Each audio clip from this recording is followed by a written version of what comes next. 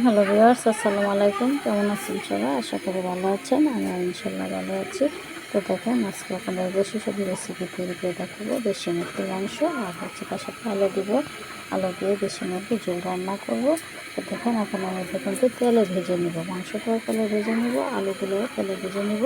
যেহেতু আমি ঝোল রান্না করবো সেহেতু ভেজে দিলে অনেক টেস্ট হবে। তো এখন আমি শুধু লবণ আর হলুদ দিয়ে মেখে তারপর এটাকে তেলে ভাজি করব। যেটার সাথে আমি কিন্তু হলুদ দিতেছি, অল্প একটু হলুদ দিয়ে মেখে তারপর এটা আমি ভাজি করবো তেলে।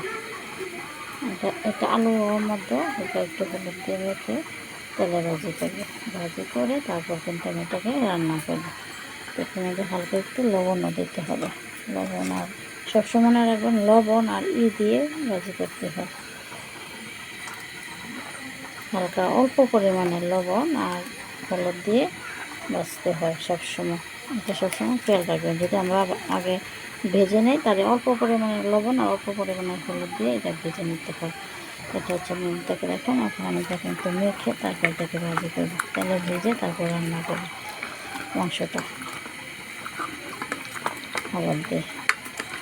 আর এটাও কিন্তু আমি মেখে তারপর তেলে ভাজি করবো, ভেজে তারপরে রান্না করবো। দেখেন বন্ধুগণ, আমি কিন্তু চুলাতে তেল বসিয়েছি। এখন কিন্তু আমি মাংস ভাজবো। মাংস আলু কিন্তু একসাথে ভেজে তারপরে কিন্তু আমি রান্না করবো। এটা রেসিপি। তো আমি এখন চুলাতে তেল দিয়েছি। আমি এখন মাংসগুলো দিব। মাংস পরিমাণটা তারপর থেকে ভালো করে ভাজবো। এটা কিন্তু শুকো দিতে শুকোই হয়, এটা কিন্তু ভেজে নেবে।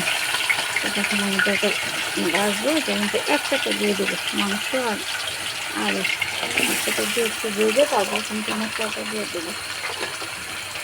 দেখেন মাংস এটা কিন্তু একটু হালকা ভেজে তারপর একটু লাল করে রান্না করার পরে তারপর কিন্তু আমাদের মশলাটা দিব। এটা যখন নেবেন আপনারা কিন্তু ঠিক এভাবে ভাজবেন। সবসময় রান্না কিন্তু টেস্ট হয় তরকারি এবং মশলা কষায় ভেজে নিলে তারপর কিন্তু টেস্ট হয়। আমি তো কিন্তু চুলাতে দিয়েছি। এখন আমি ভেজে তারপর কিন্তু মশলা দেবো। দেখেন বন্ধুগণ, আমি কিন্তু এই যে রেসিপি কিন্তু ভাজা হয়ে গেছে। এখন কিছু পরিমাণটা আমি মশলা দেব। সবসময় মনে রাখবেন যে যখন কাঁচা আলু দেন তাহলে কিন্তু এটা ভেজে দিলে তরকারিটা অনেক টেস্ট হয়, সুস্বাদু লাগে। তখন আমি এর মধ্যে দেখেন মশলাগুলো দিয়ে দিয়েছি। পেঁয়াজ বাটা, রসুন বাটা, আদা বাটা, আর যে জিরা, গরম মশলা, মরিচের প্যাকেট, হলুদের প্যাকেট, লবণ, গরম মশলা সবগুলো একসাথে করে নিলাম। এখন কিন্তু আমি এটার মধ্যে দিয়ে দিব মশলাগুলো, উপকরণগুলো এই আমার রেসিপির মধ্যে দিয়ে দিব। মুরগির মাংস, দেশি মুরগির মাংস সবসময় যে আমার ভালো করে কষানো হলো। এভাবে কষিয়ে কিন্তু তরকারিটা রান্না করলে তরকারির সুস্বাদুটা কিন্তু বাড়ে।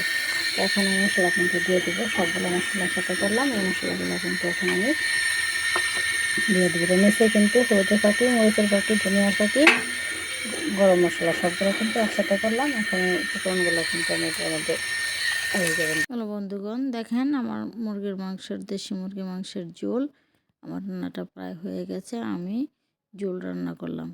দেশি মুরগির ঝোল খাওয়া যায়, তো আপনারা এভাবে ঝোল রান্না করবেন।